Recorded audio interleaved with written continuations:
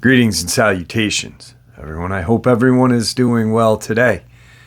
Today I have a lineup of horrifying and just spine-chilling encounters to start Saturday off with. Now, normally, as normal, I hit you guys with some encounters first thing, then maybe a bonus in the middle of the day, then the second half. And then we jump into the live stream to end Saturday with. So, you know what? I said, hey, let's just give them an absolutely chilling first upload to start it with. Before we do that, though, a couple links. As you know, I rely on Patreon, PayPal, and my merch to help the channel to continue to grow and go. The links to Patreon and PayPal are in the description below. My merch is displayed directly under the video. And also, Dogman Frightening Encounters, Volume 1 through 3, the audiobook versions. They were written and researched by Tom Lyons, narrated and produced by me, Jeff Nadolny. Those audiobooks are available on Audible, Amazon, and iTunes, the links to which are also in the description as well. And finally, last but definitely not least, if you'd really like to help support this channel to continue to grow and go, simply subscribe. Costs nothing. Click that like button, it only takes a second. And please leave a comment. Guys, all of these things, they really do matter and they definitely help. Now, everyone, I have taken far too much of your time. Let's get on with today's upload, shall we? Today's first encounter. I'd like to be as detailed as possible. I live about 15 or 20 minutes from the infamous Leeds Point, birthplace of the Jersey Devil. Growing up, we would often hang out in the Pine Barrens, playing paintball, riding dirt bikes, exploring old abandoned homes, and mudding. We grew up with the Jersey Devil lore very present in our lives. My sister is 12 years older than me, and her husband, new boyfriend at the time, took us out to Leeds Point. We would find old rundown homes, and he would say it was the old Leeds house to spook us and things like that. We never took it for more than local legend. As we got older, we became more fascinated, even tracked down the original house through locals. The house is just an old crumbling foundation at this point. My buddies and I hadn't been camping or riding in a while, so we decided we would do a 2-day ride and an all-day camp out and party all night for the weekend. I had just finished restoring a dirt bike that I had found in my brother's basement. I was super stoked to shred it, as it was my first and to this day only build. Out there and found a clearing that was quite odd. I heard about strange phenomena involving cleared circles that do not grow plants. Wasn't until a couple of hours ago that I heard about them being referred to as Devil's Tramping Ground, where demons would frequent. Seemed like an ideal spot to set up camp, as I was none the wiser at the time. We set up and rode all day and partied all night. Nothing strange occurred the first night. We woke up in the morning. It was overcast. The whole vibe of the day was off. They were calling for rain, but we were determined to get this last summer camping trip off. So we decided to stay. There was a large patch of gravel at one end of the camp. It was getting tramped down as we were consistently in and out of camp for drinks and gas over the 2 days. It will be relevant later. The second night, we all went to bed at around 12:30. Around 3 in the morning, I woke up and had to relieve myself badly, so I got out of the tent and went over to the edge of the campsite, opposite the gravel patch. As I did my business, everything got quiet. Mind you, it's summertime in New Jersey. The crickets, toads, even the birds around that time are usually singing away. I thought it was odd, but figured maybe I spooked them stumbling through the darkness. I started to get this very uneasy feeling of dread, like someone was watching me, and started to hear what sounded like hooves clomping on the gravel patch. It was dark, but the moon was bright, so I could make out silhouettes. I saw something on the other end of camp, by the gravel entrance. I thought a deer had wandered into our camp, but thought that's unlikely because New Jersey deer are afraid to death of humans. I think it realized I noticed it, and it shifted its head to the side almost with a puzzled look. When it did, the moonlight hit its eyes, revealing them to be a glowing red and beady. My self-preservation instincts kicked in, and I inched my way over to my tent, thinking if I moved slow enough, it wouldn't be able to tell that I was moving until I stepped on a beer can. The can-crushing sound startled whatever was standing there. I heard the clomping of hooves and what to me sounded like an enormous bird take off. I sat up the rest of the night, petrified. It began to rain around 5 in the morning. I went over to look for tracks by sunlight, and the area was washed out. I never told my friends. They wouldn't have believed me anyway. Now, really quick, anytime I hear anything of the Pine Barrens, I think back to a subscriber who had shared a couple of different encounters with us.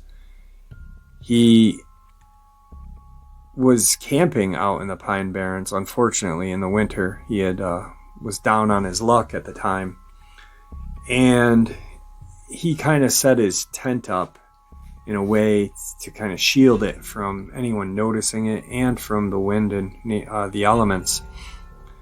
But one night he was in his tent, and either a Dogman or a Sasquatch, he and I had talked about it a couple different times.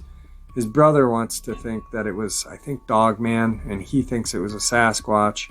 I think it could have been both, but I'm leaning towards a Dogman, just because of certain things that had happened. And then shortly after, he sent me another encounter that he had more recent. And, it was a brief time that he was down on his luck. And, during that time, while he was living in the tent, he ended up buying a car, getting a job, and getting his life back in line. It wasn't anything major, he just had a hard time.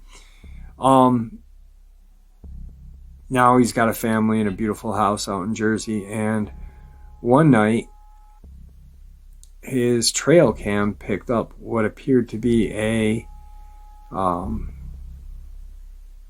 hyena looking creature chasing two deer, one going one way, one going the other. An amazing photograph. I've got it saved in my Google file somewhere. But anytime I hear something about Jersey, I immediately think of that and the Weird World of New Jersey or whatever magazine they have, and Old Red Eyes, of course, which is just absolutely terrifying. But anyway, I just wanted to share that with you guys. Let's move on. Today's second part of the upload. I live in Montana. My friend keeps seeing this big creature on his property. He's determined to find out what it is. He asked me to start keeping track of everything, and this is what happened in his perspective. His first encounter with this was back in 6/28/2021. Our encounter happened a few days after we moved in. For insight, we moved in on 6/25/2021. At this point, I'm still in crutches from a crash, so I'm not doing too much of lifting. So while my family were unboxing things and whatnot, I would sit on the porch and read, but today I noticed something while I was reading. I saw something off in the distance in the corner of my eye. I looked up and saw about 100 feet away from me at the edge of the forest what appeared to be a large, four-legged animal. So I called my eldest son Norman, and he comes out to the porch and said, "What's wrong, Dad? What's up?" I pointed to the animal, and a puzzled look comes over my son's face. "Why, Dad, that's the biggest dang wolf I had ever seen. Should I get the gun?" No, I said. "Let's just wait and see if it tries anything." "All right." So he walks back in. "Just holler if you need me, Dad." I kept my eyes on it as it crept around the tree line. Did this for a while until its head perked up and ran into the woods. Later that day, I told my wife, but she said it was just a big gray wolf, even though I was adamant that it was not. After that, we would see it off in the distance, and at night we would see its red glowing eyes, although usually much closer at night. One night we even saw it peeking through the windows. That night we scared it off with my shotgun. Another night I found out it had gotten into the chicken coop and took 3 of them. Norman spent the rest of that day looking for it, and that was a couple of days ago. I have not seen it since. The second encounter was 7/2/2021. I was driving home from the store. The road I took is very small, and it has thick woods on both sides.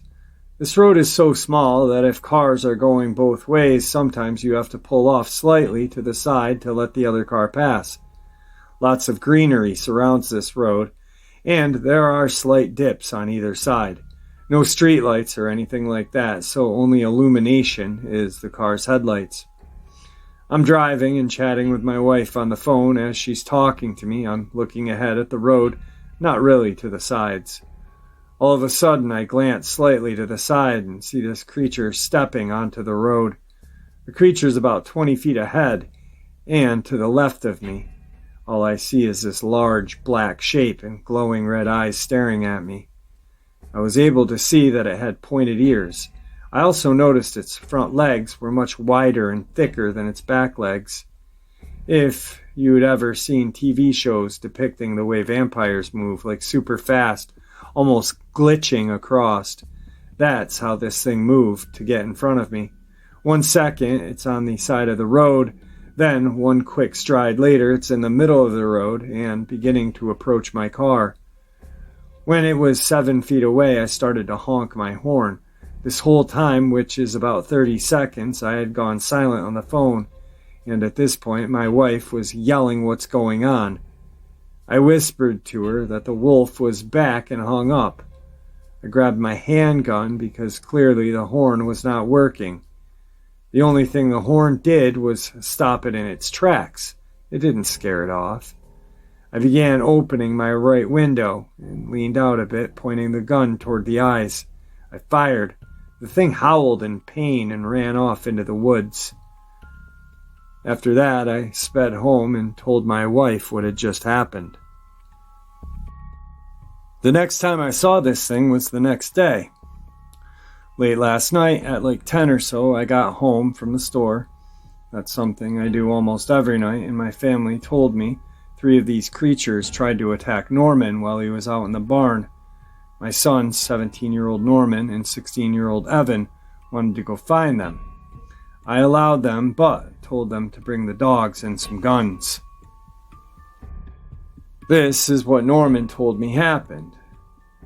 Myself and Evan headed out with a Winchester rifle and the Dobermans. As we got closer to the tree line, I'd say within 50 feet, one of the 3 pairs of glowing red eyes started heading toward us, and we were able to see the large form of a wolf-like beast. Evan immediately started shooting, and quickly I did as well, but it kept coming. I turned around and grabbed my brother, and we started running. We got back into the house and saw the creature stepping onto the porch. Because the porch light was on, we got a clear look at it. This creature was probably around 11 feet long, standing 4 feet at the shoulders, and its front legs are considerably beefier than the back. They kind of look like someone replaced the front legs with arms. The head looked like your average wolf, but scalped up and much meaner looking. Its fur was blackish gray with white here and there.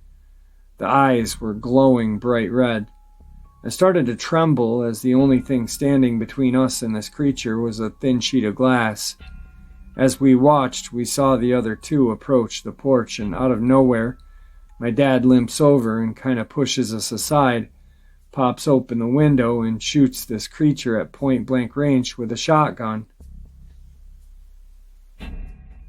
Now, unlike last time, the creature didn't run, so I slammed the window shut and turned the lights off.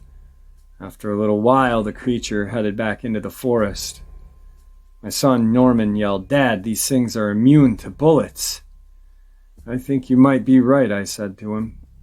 After much discussion between myself and my friend, we agreed that it may be the creature that someone saw at Skinwalker Ranch, the large wolf-like thing. Maybe a Dogman, we're not really sure. We have not seen it since, though. Today's third encounter.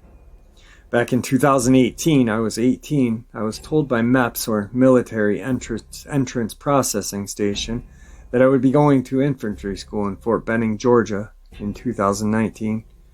My parents asked me to walk the family dog. He's an 80-pound purebred chocolate lab named Coco. I decided to go to the usual spot. I haven't seen anything strange out there.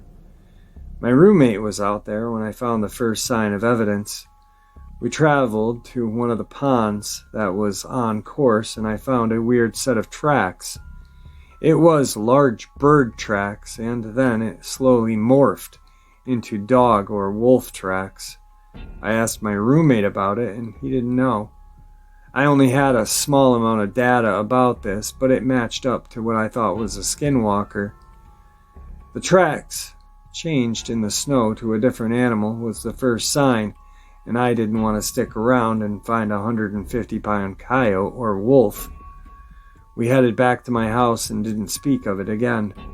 The following day I went to the same place, but this time I saw something in the distance. It looked human from the start, but as I got closer, I knew what it was. I watched it slowly turn into a wolf. I didn't want to make any sudden movements. My dog was scared and lying helplessly next to me. I waited till it went away, but it didn't. It's like it knew I was there. About 10 minutes pass, and this creature heads to a wooded patch that's across the street. I decide to use this opportunity to run home. I never saw it again. I still go to that patch of woods. I went out there in 2019 with my fiance and family dog and never saw anything. It's weird, as when I'm alone I find things, but when I'm accompanied I don't. If I have any advice, I'd say never travel in the woods or any place that has a lot of trees or places to hide alone. And if you have to travel alone, then bring something to defend yourself with. Please, everyone, stay safe. Alright, today's final encounter. So, with my channel growing, a lot of subscribers have reached out and said, "Hey Jeff, you've talked about your encounter. We can't find it. Can you share it with us or share a link?" Tonight I'm going to take some time and share it with those who have not heard it.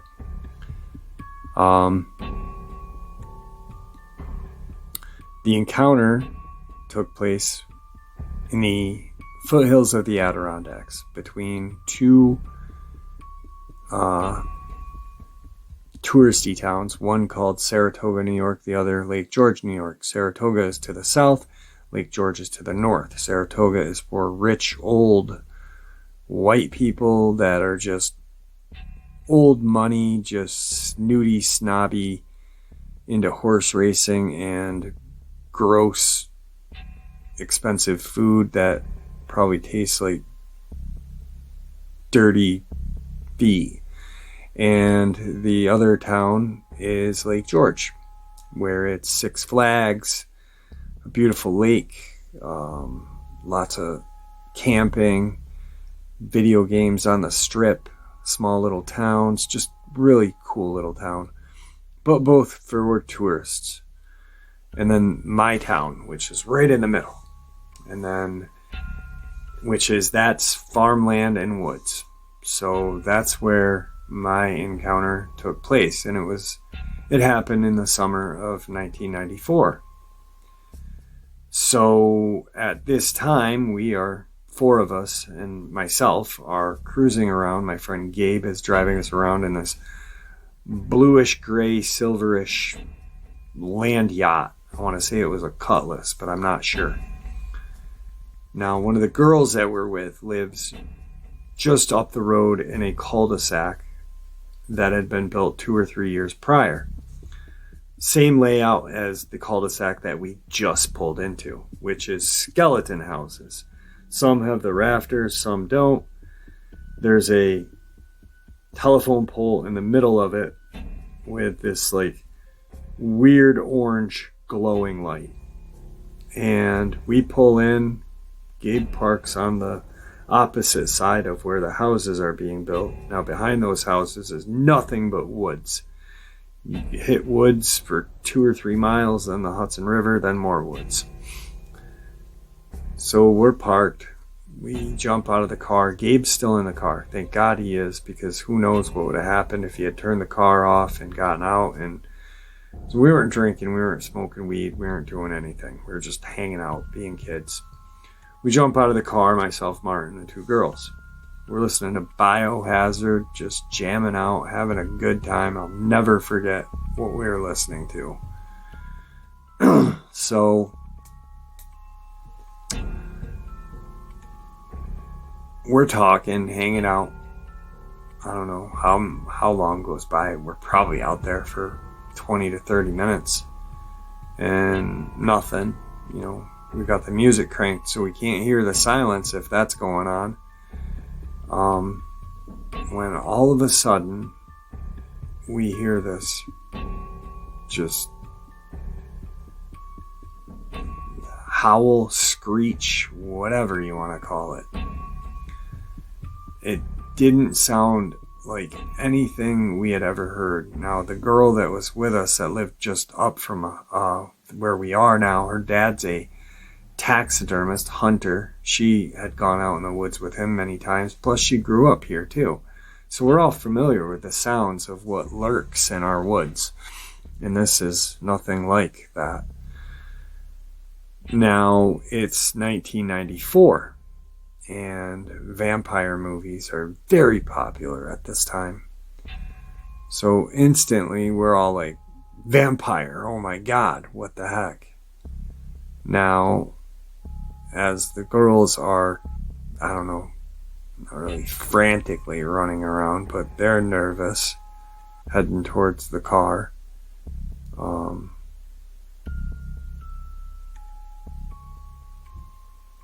I don't know. I'm nervous. We're all nervous. We hear this sound.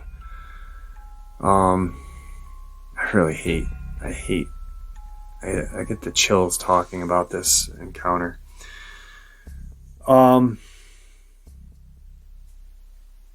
We hear branches breaking. It sounds like there is multiple things out in the woods. And then we see eye shine.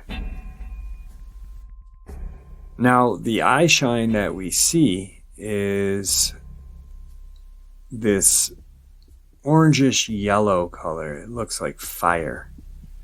And we see it at multiple different heights. Maybe 4.5 feet, 6 feet, 8 feet.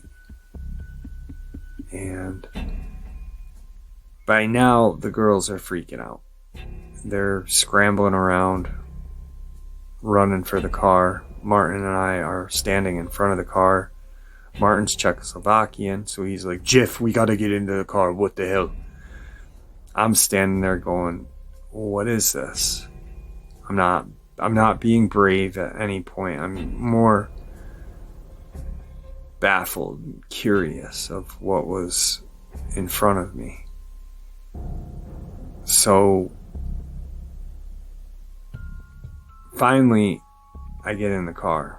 Now, mind you, we're seeing these things. We don't see them yet. We just see the eye shine. And Gabe pulls out, and we go right onto Route 9. And as we turn onto Route 9, we see this creature come out of the woods. The only way I can describe it is a muscular but skinny creature with a very dog-like face. And how this creature's walking, it doesn't It looks like it shouldn't be walking on Earth, to be honest. How it moved so strangely.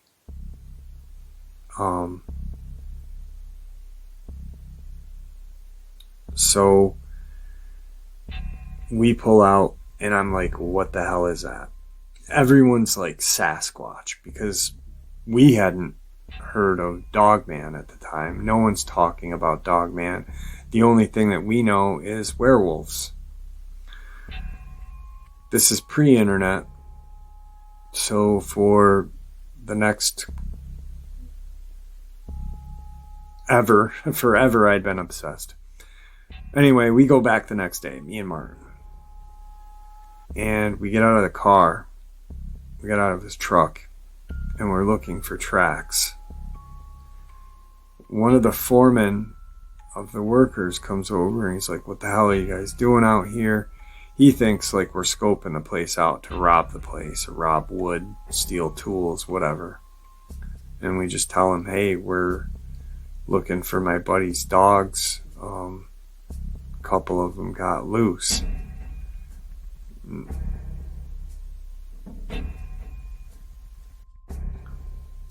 So anyway, we see these tracks. Foreman comes. We're like, hey, we're looking for my friend's dog. Yada yada. This guy goes, last night before we packed up, it sounded like there was a bunch of dogs out here.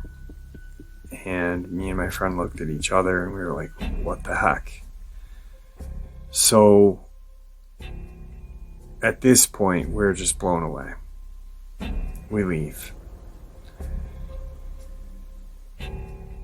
We end up going to these old bookstores where they sell, like, I don't know, old cryptid books. I still have the first cryptid book I ever bought. And I'm looking for answers. We're thinking now that it's some sort of demon, werewolf, whatever. We're just freaked out. And from that point on, I have become obsessed with the Dogman. Prior to that, I've always been obsessed with the paranormal. I've loved UFO stories, Bigfoot stories, ghost stories, everything. Anything unexplainable, I've been obsessed with since that time. And so that is my encounter. All right, guys, that's the experience that got me started on the pathway of learning as much as I can about these creatures, their habits, their attacks, everything. Just like so many of us who have had an experience, we either jump in feet first to try to learn as much as we can, or we seclude ourselves from anything dealing with these creatures. I really think it's important that people, after having an encounter, deal with it. That way it doesn't just completely shut them down. I also feel that my encounter was provoked, or there was something at play. And those of you who have been with the channel for a while now know what I'm talking about when it comes to that experience. Sometime I'll share it again, and why I feel like I had my Dogman encounter. I don't think it was just a natural occurrence.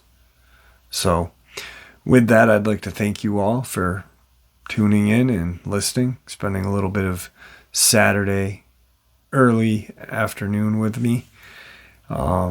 Guys, probably a bonus later, but definitely a live stream. Stay safe, stay healthy. May the Great Spirit watch out for us all and guide us down that path we call life.